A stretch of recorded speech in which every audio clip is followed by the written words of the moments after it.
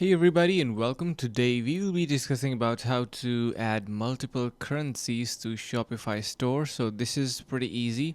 Now before we start, make sure you click the link below to get the best Shopify free trial and start your business with some exclusive bonuses. Now what you need to do is you can head over to your settings.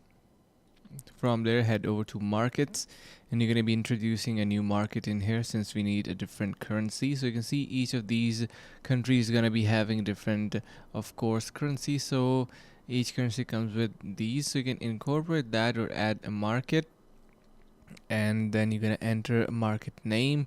Once you do that, it is going to be listed in here. Let me just show you. So you can see I've currently added United States, and that's going to be, of course, dealing in USD.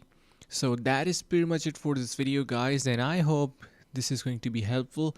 If it was, consider subscribing to our channel, and hope this video was helpful. Finally, make sure to click the link in the description below to take advantage of our exclusive Shopify free trial to start your business right away.